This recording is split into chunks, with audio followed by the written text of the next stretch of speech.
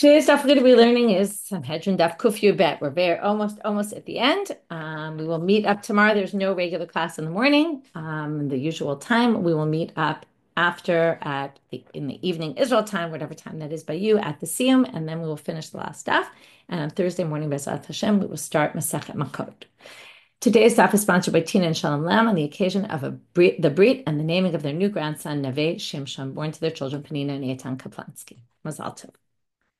Okay, we'll get started today with Ibailahu. We're now going to have a slew of questions about this Ir hanidachat. Okay, so we learned the Mishnah on Ir hanidachat, a city, an idolatrous city, where you have the majority of the inhabitants worshiping Avodah Zarah. Just review a few basic details. So first we said they don't have a portion of the world to come, but then we got into all these halachic details about it. So the first part was basically it has to be the same city, the same tribe. All the people have to be of the same tribe. We said the majority of the city has to have worshipped idols. Men have to be the ones to have subverted people. To remember, there's two groups. There's the subverters, and then there's the inhabitants of the city. Where they have to be from the same city, we learned, but there have to be male subverters, not children and not women, we said. Okay, and that's all learned from Anashim. And then we said that everybody needs a warning and witnesses, which really means, we didn't really discuss this yesterday, but we're going to see this come up later. What it means is that not everyone in the city gets killed. Okay, it's very important to understand that. That's why the Mishnah talked about tzaddikim and risha'im. The tzaddikim are the people who didn't worship idols in the city. And we learned that even though they didn't worship idols, and they won't get killed, but their possessions get burned, right? But then we made this distinction between their possessions and everyone else's possessions. Everyone else's possessions get burned even if they're outside the city. Those people's possessions get burned only if their possessions are in the city. In other words, not the people inside, outside, the possessions. So I live in this town. It's going to depend whether I get killed or I don't get killed, which of my possessions are going to be burned. Anything within the borders of the city will be burned. But if it's possessions outside the city, then it depends whether the person gets killed and then the possessions, yes, get destroyed. Not if the person doesn't get killed. If they're a good person, they don't get killed, right? Now, obviously, they have to move. They can't live in this place anymore because the place is going to be totally destroyed. But they don't get killed and their possessions outside the city don't get destroyed either. Okay, that's a bit of background for the first part of today's stuff. Then we'll go to the next part. So the first question asked is, we're going to have a lot of questions today. Some will have answers, some won't. First one, we don't have an answer. What if the people decided on their own? Majority of the city goes and worships idols, and there was no subverter. We said there's two groups. Right, we assumed the way the Torah describes it is vayadichu, somebody, right? It's called an ir hanidachat, a community that was kind of pushed into worshiping idols. But remember, pushed into, but not by women and children. Okay? So now, Ibailu. Hutchume alehen mahu. What if they decided on their own and no one particularly subverted them? Vayadichu amar Rachmana velo shutchume alehen. Do we say, the Torah says, Vayadichu, there are these people who subverted. Oh, the rest of them. And therefore, right, Odilma afilu hutchume alehen. Or maybe you don't need necessarily some outside subverter. It could be, again, outside meaning they were still in the city, right? They were inhabitants of the city who subverted others. Maybe you don't need that. Tashma, well, let's learn from here. What did the Mishnah say? Now, if nashim uktanim don't work as subverters, and that's not going to make an ir hanidachat, even if these women and children subverted most of the community to worship idols, no one's going to get killed like an ir hanidachat. Obviously, everyone's going to be killed in his individual idol worshiper. They get stoned, but you won't have all the other details of an ir hanidachat, like the property gets burned. Well, amai lehaviku tchume alehen. It's no worse than hu tchume alehen. So if that doesn't work, then people's right with if they're like let's say subpar subverters, then and there's no ir hanidachat, then obviously if there's no subverters, there's no ir hanidachat at all. So that should be your answer. But they say no, that's different because hanach batar nafshayu gride, hane batar nashim uktanim gride. The people who decided on their own, let's all go worship idols, right? A city that does that, that's different than they were pushed by women and children. Now, for whatever reason, it's not so clear, but being subverted by women and children might not be an ir hanidachat because you're kind of being pulled by somebody else, and that somebody else doesn't work, okay? It's not the same as anashim. But if you all decide to go worship idols together, it's like you subverted yourselves, and maybe you actually would be obligated because it's actually worse, right? Like you've done it as a community. So it's not like somebody pushed you and the person who pushed you doesn't count here. Okay. And therefore you can't prove it from there, but then it leaves us with no answer because we tried to use that as our proof, didn't prove anything. So now we're stuck and we don't have an answer at all. Next, here's an interesting issue that you might not have thought of. Achudach ruba. Now, what happens if the majority of the inhabitants are not idol worshippers, and let's say you get to 49%, so everybody gets stoned. If you get to 51%, everyone gets saif, killed by the sword, and then also the possessions. But right now we're thinking about the death because hechi avdinan. How do you determine this? Now, what did we say in the Mishnah? Each person needs witnesses and warnings and all that. So what do you have to do? You have to check. When you have a city, let's say we have a sense that probably the majority of the city worship idols. So we start bringing them to justice. Now we do it one by one, right? We bring you in, bring the next person in, we bring the next person, we check with their witnesses, with their this. Now, until you judge everybody, it's not your hanidachat yet, right? Because you have to get to majority, you have to get to 51%. So when you do the first and the second and the third and the fourth, right? So what do? If they're individuals, they get stoned. If they're from a community that worship, a city, then you're going to get sight, killed by the sword. So what do? So Amar Rabbi Yehuda, danim b'chavshim, danim b'chavshim. You go by one. You judge them. You say, okay, you're guilty. You don't say yet what punishment.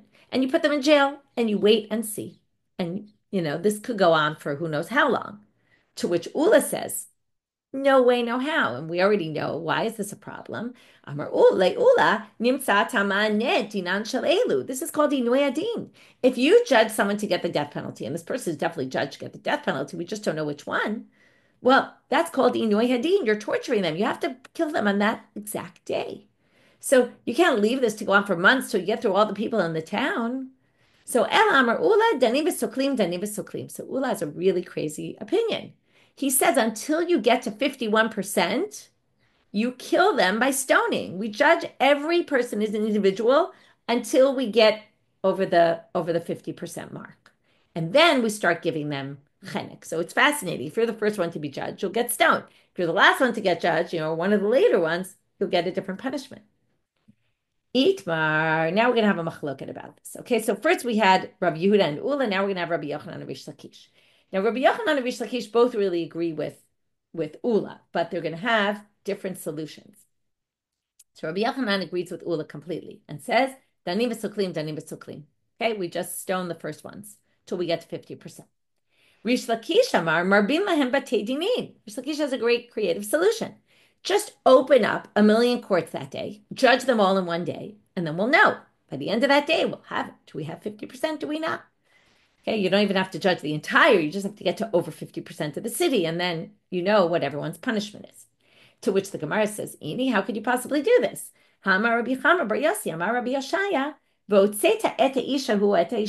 This is a person who individually worships Avodah Zarah. You take them out, you have to read the rest, which is El Sha'arecha. Okay, to your gates, meaning you take them out to be judged in your city. Now that means only if they're individuals do you bring them to your gates, which is the courts in your city. But if there's an entire city, we don't judge them in the local courts. We judge them in the Sanhedrin Agdolah. Now, the one with 71 in the Lishkat HaGazit, your hanidachat is judged there. So if that's the case, we're going to have a problem because, just one second. Right. Now, what's the problem? You can't have a 1,000,000 courts of 71 going on at the same time. There's only one court. That court can't handle the massive numbers of cases that are going to happen in that day. So it's not possible to do this all in the Sanhedrin Agdolah all in one day. So your solution makes no sense in light of the halacha. Ela marbin lahem batei dinin umainim b'dinehem umaskinalu lebeit din agadol v'gamrelu ledinayu v'kalelu. They say, no. This is what you do. First, you open a ton of courts in the town, and you judge them all on the same day. Are you guilty? You're not guilty. You bring in the witnesses, you check everything, and you got that all down pat.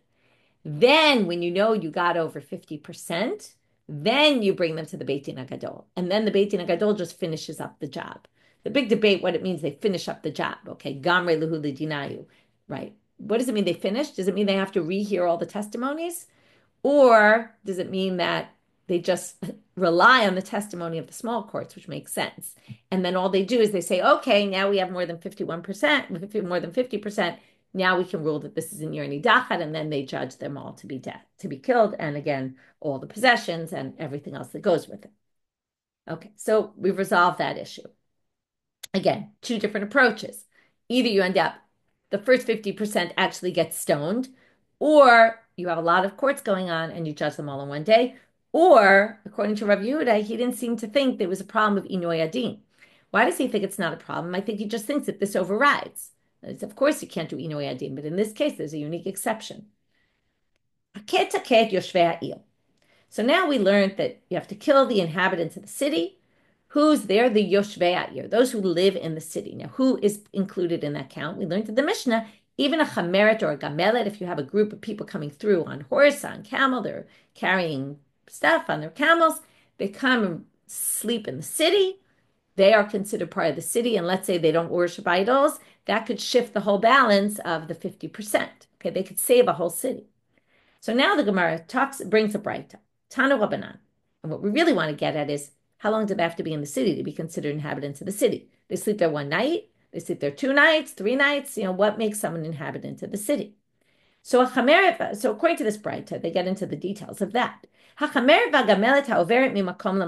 these donkey riders or camel riders that go from place to place, they're wanderers. They slept in that city. And let's say, in this case, right, in the Mishnah, it said they could save everyone. Let's say they worship idols with everyone. So the question is, are they individuals because they don't really belong in the city? And then they would get stoned, or are they considered part of the city because they've been there for X amount of time? So what's the amount of time that determines this? As soon as they're there for 30 days, they're considered inhabitants of the city. And then they're likely your hanidachat people. But less than 30 days, they get stoned, their money doesn't get destroyed because they're just like individuals who worshipped idols. But the Gemara says, wait a minute. Who says that living in a city is determined by 30 days? There's a different topic where we determine this by a different amount of time. Let's see. Now, the issue here is, and we learned this before, this is, where is it? In Bava Batra, when it's actually a Tosefta. How long do you have to live in a city for you to be responsible for what we call taxes, okay? For, the upkeep of the city and paying all the taxes to help upkeep the city. So the answer for that is Yud Bet Chodesh, 12 months. So how do we resolve this? Amarava lo kasha.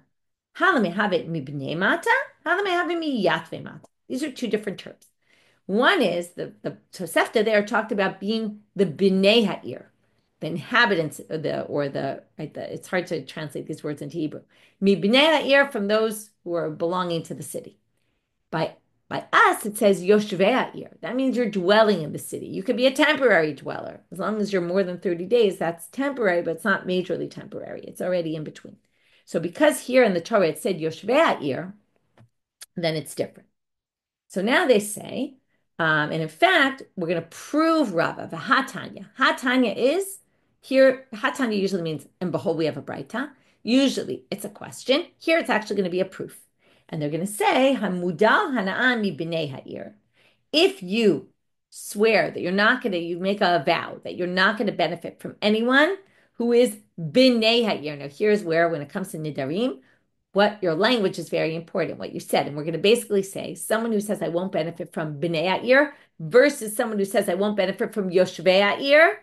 And then we're going to basically say, right, that's the difference. So we have, I guess you could call them maybe inhabitants versus residents, okay? The Bnei Ha'ir are the residents. They're much more permanent, okay? So if you're Mudar Nami Bnei Ha'ir, so if someone's living there less than 12 months, you can benefit from them. They're not included in your vow. But if you say the word Yoshvei Ha'ir, so again, if you've been there for 30 days, you can't benefit, but less than that, you can. And there you have this exact distinction that Rava made to resolve the contradiction between, again, the braita here and the issue when it came, the Tosefta in Bava Batra. Now we had this distinction between the tzaddikim's possessions and the rishaim's possessions. Again, that means the people who are killed in the Yer Nidachat and in their possessions, even if they're outside the city, they get burned, versus the people who don't get killed because they didn't worship idols, and their possessions in the city get burned, but not outside the city. So, right, I immediately think what came to my head was like you have a Swiss bank account or something, okay? So now we're going to see why that thought is an interesting one, and we're going to see it's actually not relevant, okay? But at first glance, it seems like that would be what we're talking about, something like that. So Tanu Rabbanit, and then they learned it from the pasuk, and it wasn't clear. Like they quoted a pasuk, and they said from here you learn the distinction here, and we didn't know why. So Tanu Rabbanan, there's going to be a brayta that's going to explain this. Hacharem ota ve'et kol asher ba. Now, hacharem ota means, right, this should be cherem, which means you can't touch it. It's forbidden, and that's why we're going to burn it. Ota means this. Usually this means this and not something else. But then it says ve'et kol asher ba. So ota is an exclusive term. It's excluding something. Et kol is including everything. So we're now going to have an exclusion and then an inclusion. We're going to do this twice. So hacharem ota, prat vet kol asher ba, prat it's really hacharem ota, prat l'nechsei tzadikim shebachutz ala. That comes to say there's something excluded. What is that? The righteous people, their possessions that are outside the city. Ve'et kol asher ba, l'rabot nechsei tzadikim shebetocha. Everything, oh, that comes to include even the people who are righteous in the city. Their possessions are burned, but only if they're in the city, because we already limited outside the city from the previous word. Shlala. Now it says also, ve'et kol shlala, you're supposed to collect to the rechova of the city. Remember? To the square. So shlala, again, what is shlala? It's not just shalal, et kol shalal, it's the shlala. That means the shalal of them, which again is exclusive, just like ota, it. So it's basically excluding something. This has nothing to do with our topic. What does it exclude? V'lo shlal shamayim. That's the whole second part of the Mishnah, which was all about anything sanctified to God is not burned.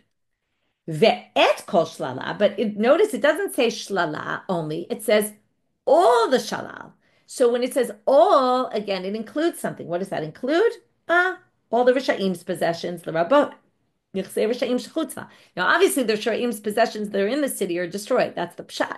So what does kol come to include? Even things that are outside the city. And that's how we get to these limitations and the inclusions. Amar Rabbi Shimon. Now, what's the reason for this halakha? Forget, okay, we learned it from the drasha, we get it from the pasuk. But what's the reason for it? Right? And if I didn't worship idols in the city, why should my possessions get destroyed? They say something very interesting.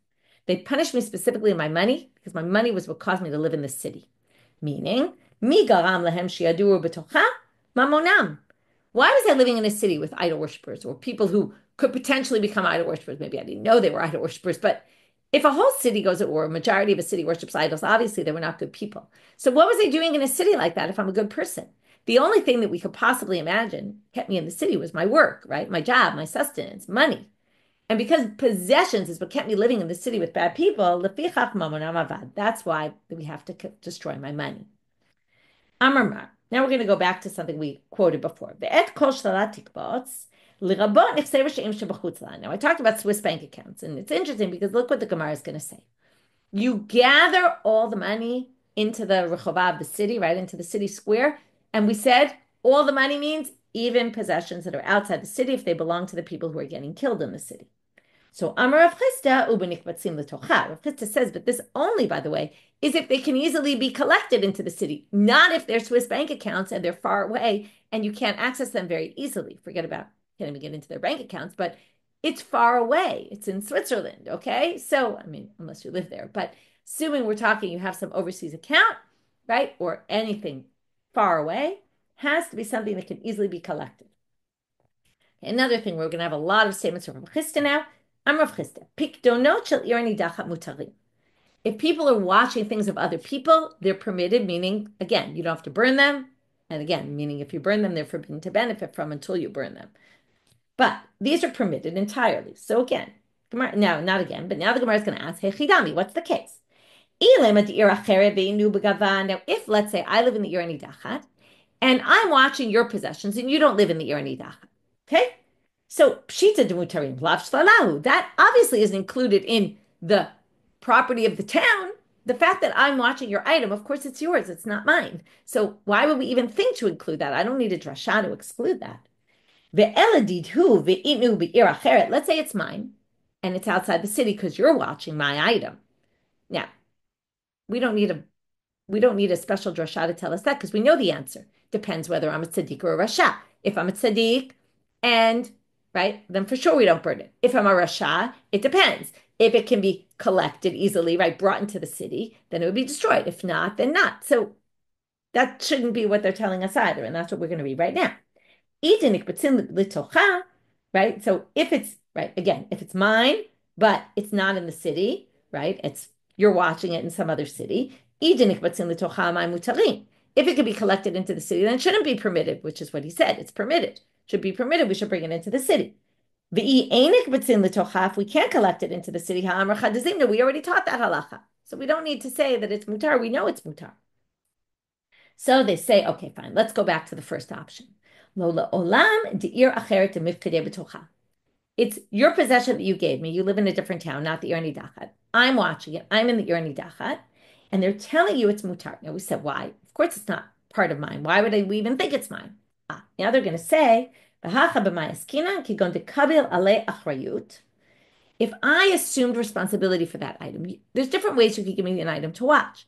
If I have responsibility, meaning if something happens to it, I have to replace it, then it's as if it's mine. Because if I have to replace it, then theoretically the money for this item could come out of my possession. And again, we've talked about this before in the Bavas about whether if I watch something and I have responsibility for it, does that make it somewhat mine? And therefore we could say, Mahu detema, you might have thought that kevan de kabbalah kadidi dami. You might have thought it's like it's mine, and maybe it has to be burned now, and then I just have to replace, I'd have to give you the money for it. Kamash Balan, that's why Rav Chisda was coming to tell us, no, it's not. Okay, it's really not mine, even though I take responsibility for it. I'm Rav Chisda. Another thing he says, let's say we jointly own an animal. So my part is a problem, your part is not. Okay, but the whole animal is forbidden, even your half. Okay, we're going to see in a minute. You can't cut an animal in half. But a dough, let's say we own a bakery together and we make a batch of dough and it's halfly owned by you, halfly owned by me. And then the city becomes ini nidacha. What do we do with it? My half gets burned. Your half you could take. Okay, it's muteret. My timer. You can't view an animal as split in half, right? You split the animal in half, they're dead. But the food can be easily split in half, and therefore we view it as two different parts. By Rav Chisda. Now he asks a question. We're going to have two questions now, him and Rav Yosef, and they're both going to end with a teku. The second one's stranger than the first. It's a bit of a strange question also, but if I slaughter the animal, will that prevent the animal from being an avela and forbidden to benefit from? Or forbidden to, right? Now, what does it say about the animals? The animals don't get burned, they get killed by the sword. Now, shechita is kind of like the sword, right? Once it gets killed by the sword, you're forbidden to benefit from it, okay? It's a sword. So now they say, here are the two sides of the question. Now, shechita is not so much different than killing with a sword, right? What is killing with a sword? It's decapitating. So you decapitate the animal, you shecht it. It's really one and the same, and therefore, whatever's true for lefi charev is going to be true for shechita, and of course, it's not permitted to eat the animal. Oh, Dilma, kevan de shachta mahani la shechita. Some people say, no, you slaughtered it. Slaughtering machshir is an animal. It should make the animal kosher, and you can eat it. My teku. We don't know the answer. By Rav Yosef. Here's a weird one. Se'ar nashim tzidkaniyot mahu. The hair of the women who don't get killed, but the women don't get killed if they're tzadikot, if they didn't worship idols. What about their hair? Hair considered separate from your body? The Gemara is going to say this is a ridiculous question, so it sounds ridiculous. We're going to say it's ridiculous and understand it a little differently, but in a kind of funny way. But so Rava says, okay, wait. You're saying you have to burn the hair of the women in the city who didn't get killed. Now, that infers what? The hair of the women who did get killed would have to be burned because you're only asking about the tzaddikim. So Rava says, that's a ridiculous assumption. The presumption of your question doesn't make any sense. Hadarishiyot asul. Okay, so that means all these women who worship idols get killed, and now we have to collect their hair, cut it off their heads, and burn it. Really? That makes no sense whatsoever. Why? Why does it make no sense? Besides, it sounds ridiculous. But all the more so, he says, Tikbot v'sarafte. It's going to learn it from the pasuk. It says, gather and burn. That means Misha eno mechusar ela kvitzah usrefa. It's only items that are loose that can be easily collected and burned. But yatsa zeh shemechusar tlisha ukvitzah usrefa. There's an extra process you would have to do with the hair. You'd have to cut it off. That's not what they're talking. They say gather all the possessions. Don't cut and gather all the possessions and then burn them. No, just anything that can be easily gathered, not things you have to cut. So your question is absurd because if you're not going to burn the hair of the women who get killed in the city, of course you're not going to burn the hair of the women who don't get killed in the city. Ella Amarava, Rava says his question must have been about pe'anochlit, about a wig. If a woman has a wig, now why is a wig a question? Isn't a wig a possession of a woman? So they say, well, hechidami, what's the case? This also makes no sense. If it's on her body, she's wearing it, we don't take off the clothes people are wearing, okay? Now, you might have thought they do, but no, okay? We burn all your possessions if you're at Sadiq, let's say, and you get saved from the city, but we don't burn the clothes on your body, so if she's wearing the wig, we're not going to burn it. But lotzricha de tali besivta. This is very interesting. The case is it's hanging on a hook in her house. Now, do we say, the symbol would be, okay, possession of hers, we burn it. Because she puts it on all the time and she's always thinking about, I'm going to put my wig on soon. So then maybe it's like her clothes. It's like it's on her, even though it's hanging on a hook. And that's why we ask the question. And the answer is teku. We don't have an answer. Interesting question.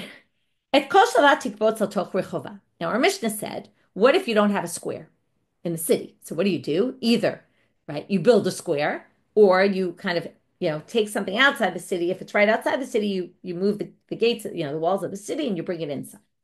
But we're going to learn now that that's only Rabbi Akiva's position. According to Rabbi Ishmael, if you don't have a rechova in the city, you can't make one. You just can't have an hanidachat in that case, and that's what we're going to read right now. Tanu Rabbanan, ein la rechov, if there's no square in the town, the city, ein anaseit hanidachat, devrei Rabbi Ishmael. It's missing criteria. Like the Ben Sorer Moreh, there had to be things that, like it said in the pasuk, because it says you bring it to the rechova and there is no rechova, no hanidachat. Rabbi Akiva Omer, ein la rechov, usim la rechov. That's our Mishnah. You make one. What's the machloket? Mar savar rechova mi'ikara mashma. Rabbi Ishmael says you have to bring it to the square that exists in the city, and if there is no square, there is no din. Umar savar rechova hashtanami mashma. Bring it to the rechova, even if you created it right now. Okay, you can read it both ways. Turning now to Amabet. Hakdeshot sheba yipadu. So the Mishnah had said if you have hekdesh in the city, you redeem it. So now we're going to start to learn all these halachot and what there was a list of Maser Sheni, other things, but we're really going to learn all the halachot in the Mishnah through a braita, and we're going to really start darshaning this braita. So Tana Rabbanan, Hayuba Kodashim, if you have sanctified items, Kodshe Mizbeach, we're going to split them into two categories. There's things that are like animals that were supposed to go on the altar. Those are higher level sanctity. Yamutu, we leave them to die.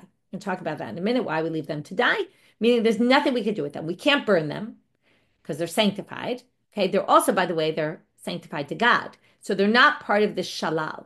Okay, so why do you have to leave them to die is a good question.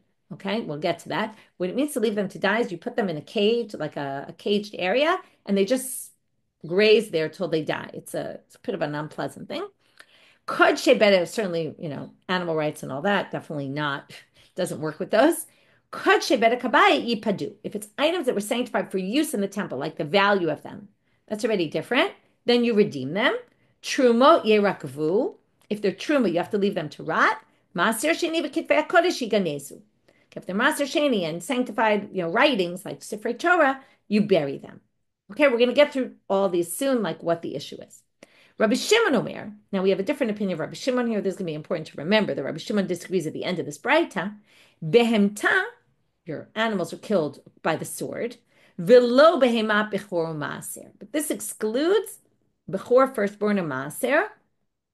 Okay, bechor and maaser are both, they're similar in the sense that they have to be sacrificed. Okay, one is the 10th animal that you just bring to the temple and you sacrifice it, and then you can eat it. The bechor, these are all kochim kalim, the lower level, because you eat a lot of it. The firstborn goes to the Kohen, and the Kohen has to sacrifice it. But both these animals, if they get a mum, then the person, if they get a blemish, whoever owns them, either the Maser is the owner and the Bechor for the Kohen, can eat them without anything. Okay? So he says anyone who's in that category is excluded. We're going to see why he gets that further on. Shlala, prat lekesef hekdesh v'kesef maser. Shlala comes to exclude money that's hekdesh and money that's maser. If you redeemed it onto a coin, that's excluded. Okay, now we're going to start going through. Amar Mar. Hayuba kodeshim kodeshem mizbeach yamutu. Now the first question is, Amay yamutu? Why are they left to die?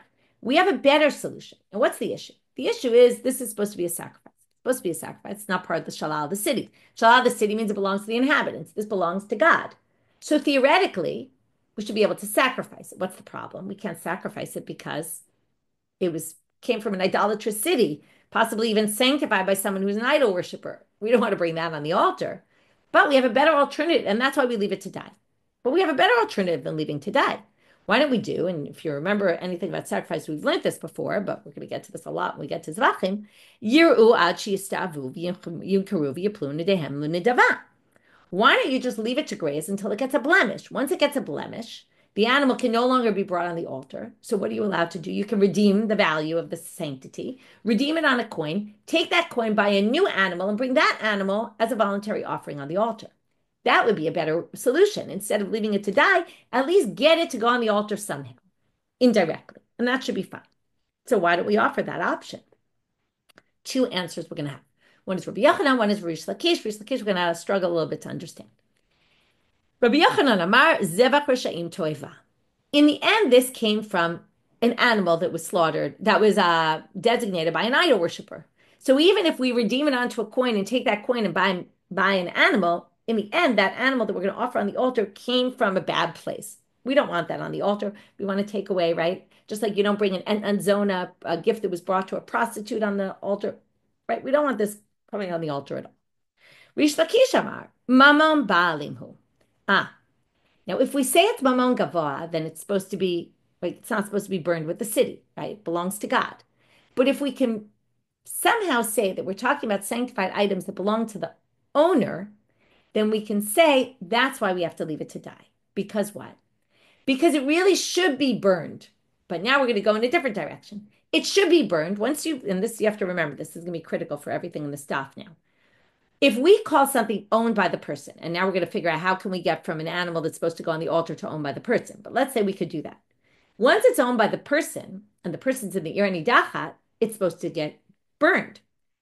But we can't burn it because it has sanctity to it. You can't destroy something that's sanctity. So what do? You leave it to die. And that's why you can't redeem it. You can't redeem it because it's not worth anything, because it's forbidden to benefit from it completely, because it's with the stuff that's supposed to be burned. It's just we have a technical problem that we can't burn it because it's sanctified.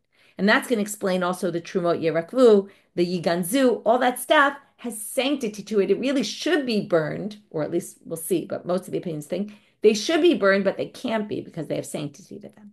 So now how can we turn Kodshim into owned by the Baalim? Well, Rish Lakish says, we go back to what we talked about earlier. If I'm responsible for them, meaning if I say Hare alai, korban olah, I'm taking it upon myself to bring a burnt offering, whatever offering I say I'm going to bring, it doesn't matter.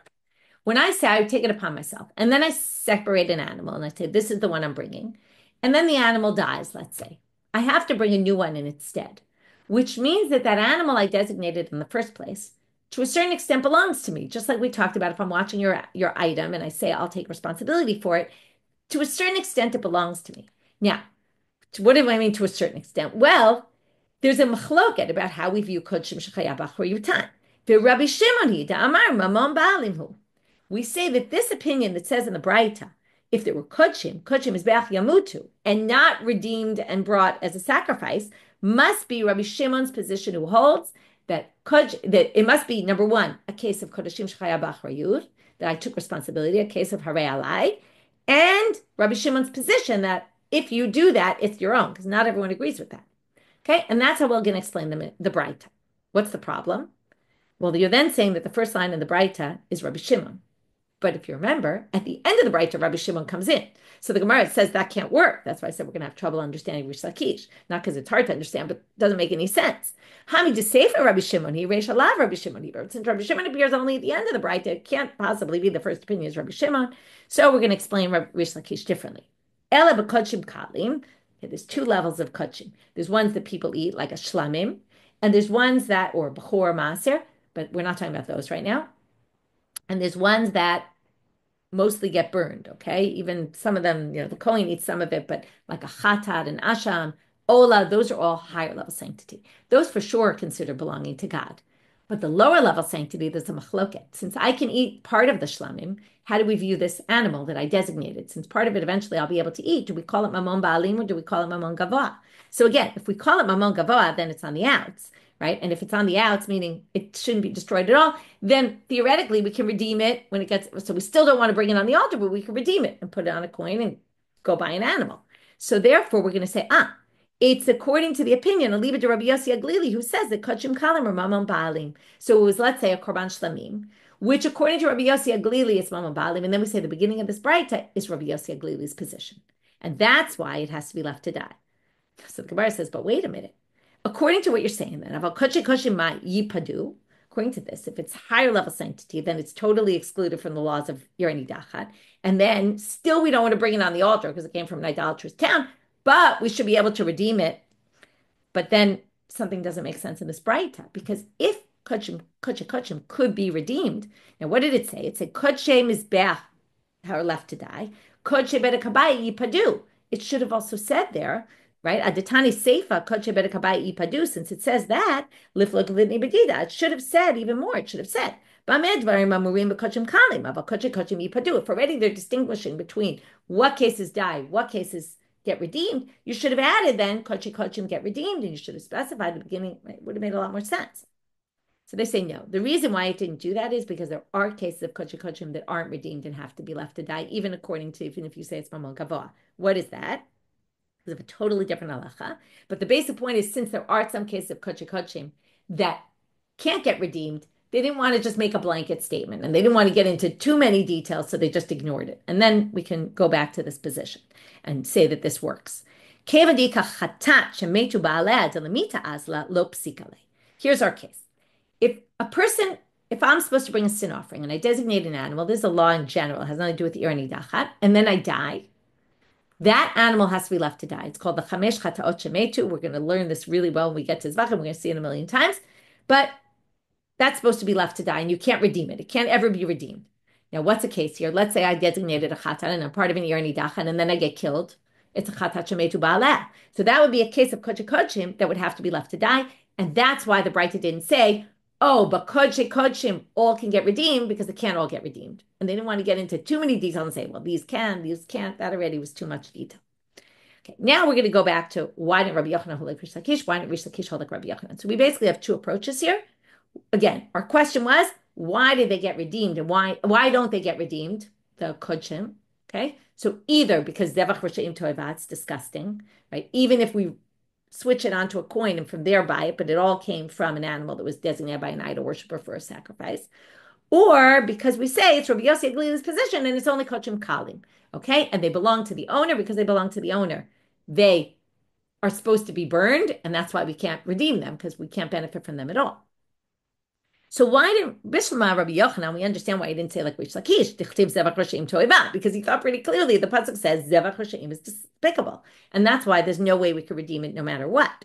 But Rish Lakish, my time Amar Rabbi Yochanan. Why didn't Rish Lakish hold like Rabbi Yochanan? Well, Amar Lecha, he would say Ki Amrina Zevach Rosheim Toeva Nimile Hechadinu Beinayu Aval Hacha Kevan Ishtane. Zevach Rosheim Toeva is if you want to take that exact animal and put it on the altar. Once you redeem it onto money and you take the money and you buy something new, it's already not the same thing. It's already changed. That's not zevach rishayim toy. That's not a zevach of an evil person that would be despicable. It's already changed forms. It's not the same thing. Okay, now getting to this, Rabbi Shimon Omer behem techav lo behemat mas bechor maaser. So now what case of bechor maaser? We have two levels of bechor maaser. We have a case where, I told you, they have to be sacrificed if they're unblemished. If they're blemished, then they can be eaten without anything. So now let's go through. But Mayaskina, what's our case? Ilema bitmimim, if they're tmimim and they have to be brought as a sacrifice, well then, what do we say? Shlal shamayim hu. That's for sure not even included here. So why would you say, right, we need an exclusion for this? This is excluded from shlala already. We don't need a separate pasuk to exclude this. This is what we call sanctified items. They have to be brought as a sacrifice. Ele b'ba'alei mumim, shlala ninu. If you say it's a ba'al then it's owned by the owner. If the owner is in the town, the Kohen who has the Bechor, or the owner who has the tithed animal, well, that should be burned, right? It's the shalal of the town. So why do we say they don't get, well, not burned actually, it's an animal. It should get slaughtered, so, or killed, right? It should get killed with the charev, decapitated. So why is it not, right? This says they're excluded from that law. So this doesn't make any sense. So now we're going to have two approaches. Ravina, who's going to explain it in a Balmum case, and Shmuel, who's going to explain it in an unblemished animal case. So each one differently. Amar Ravina, lo olam b'balei mumim. It is talking about a malmum, which we said, if the case it's a balmum, it should actually be destroyed, killed. And why is it not? Well, it's because the pasuk said, Misha ne'achal b'torah behemtecha. Okay, it says behemta, the animals of the city. So if it's even because it's your animal, like it's really yours, right? So then that excludes anything that's not eaten like that. Now, some people don't have the word shlal shamayim. It's a little confusing, but what it's saying is there's three categories. There's your own animals, there's ones that belong to God, and then there's these in between, which aren't really your own animals because they're yours because it's tithed and now it got a blemish and you can eat it. Okay, or it was given to you as a Kohen and you're supposed to sacrifice it, but it got a blemish. So those are in a different category. They're like in between. And if we're going to put them one way, we're going to put them into the more like the shalal shamayim. Okay, more like they belong to God because they're not really your animals. They're a little different. That's the first opinion. Upliga de Shmuel, but he disagrees with Shmuel. Amar Shmuel says this very unclear line. Hakol karev hakol nifteh. Everything is sacrificed and everything is redeemed. Okay, that doesn't make any sense. Gemara says, my Kamar, what's he saying? They say, Hachi Kamar. This is what he's saying. Okay, which is a regular animal that's designated for a sacrifice. If it can go on the altar, right? I designate an animal, it can go on the altar, great, goes on the altar. Karev keshutam, it goes on the altar, right, and gets sacrificed when it's pure, unblemished. Now, if my animal I designate as a sacrifice, forget about hanidachat, regular. Animal I designate as a sacrifice gets a blemish. What do? I redeem it and I buy a new one and I bring with that, with the money, a different animal instead of it. That's the first category. That mishlala imit. That is already out because of shlala. Again, it's not going to be burned in the city because it says, all my possessions is not my possessions. It belongs to God. I designate it to go on the altar. Now, here's the second category, and that's going to be bechor maaser. Kol shekarev keshutam be'eno nifdeh keshu ba'almum. As different from a sacrifice, if my bechor or maaser animal gets a blemish, I get to eat it myself, right? That tigon bechor maaser mi behemta nafka. That's learned out from a different pasuk that it's also excluded, but excluded from a different pasuk. Okay, and that's how Shmuel explains. Again, it's one shlala excludes that one, behemta excludes that one. But again, the difference between him and Rabbanit is Rabbanit thinks the Rabbi Shimon is excluding baalei mumim, and he thinks they're excluding the tmimim, and not from shlala, though. That was the whole question. Isn't it excluded from shlala? No, because shlala is the ones who get redeemed into sacrifices, right? You would redeem it. These get eaten on their own. They're different, but they're still excluded. Okay, and that's how he explains it. Truma yerakvu. Okay, so now the question is, who's the truma, in whose hands is the truma, and why does it have to rot? So the truma could be in the hands of the Jew, right? The Yisrael, who's supposed to give it to the Kohen. Now that's obviously not, because why? Because if it's in the hands of the Jew, the Yisrael has to give it to the Kohen. It doesn't even belong to him. It belongs to the Kohen. So if the Jews and the hanidachat, we wouldn't think to destroy it anyway. Anyway, let's just read. I'm Rav Chisda. First, Rav Chisda actually suggests what I just said can't possibly be. Lo shanu ela truma biyad Yisrael. Why? Because truma biyad Kohen, let's say the truma is already given to the Kohen, and the Kohen lives in the hanidachat. What are we going to do with it? Burn it. It belongs to the Kohen. It's mamon baalim. Once it's mamon baalim, we're going to destroy it, burn it. Kevan de mamonahu tisaref. So therefore, it must be when the truma is in the hands of the Jew. But then Rav Yosef comes and says, Matav Rav Yosef, no way can you say this, because Maaser Sheni v'kitvei HaKodesh yiganezu. Now, Maaser Sheni b'yad Yisrael is like Truma b'yad Kohen. In other words, Maaser Sheni can be eaten by the Jew in Jerusalem, right?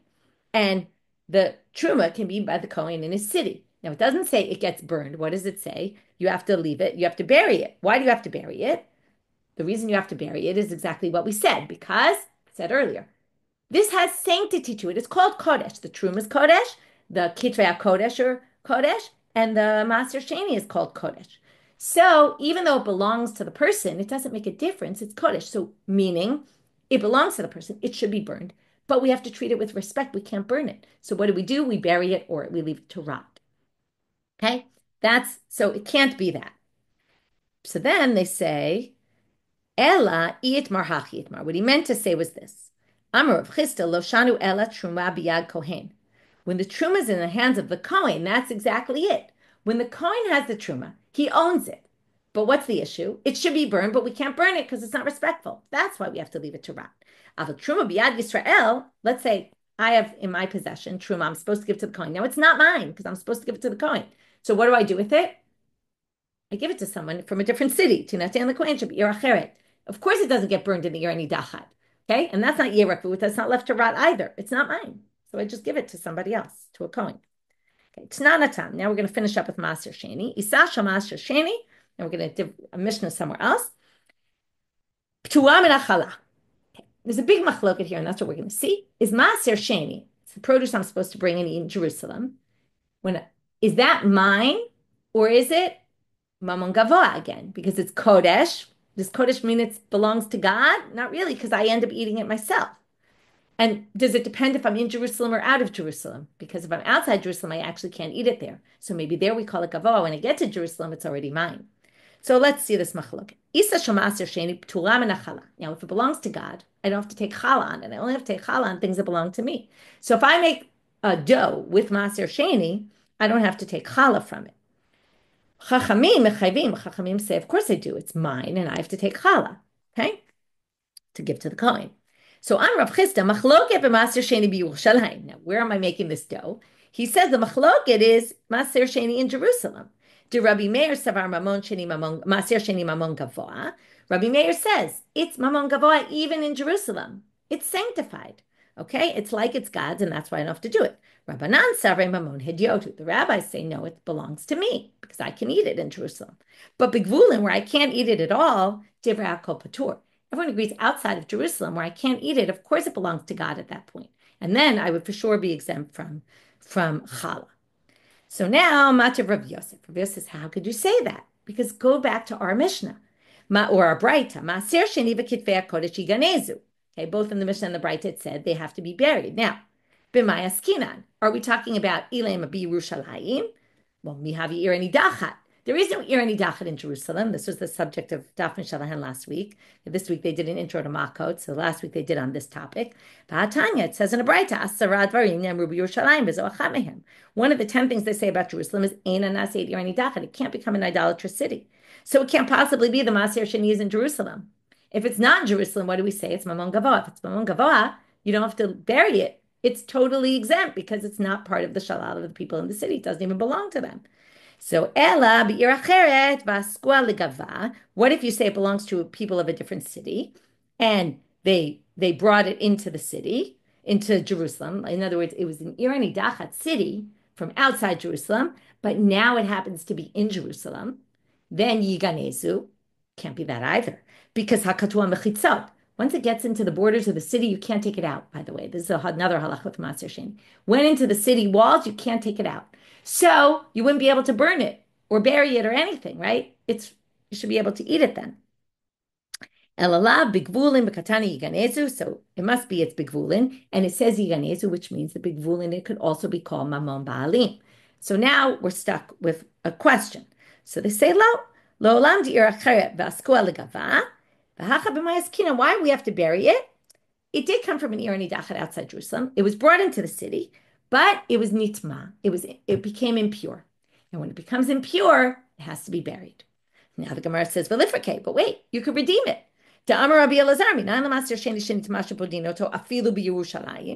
Okay, how do you know Maser Sheni that becomes impure? You could redeem it. So still, you shouldn't have to bury it.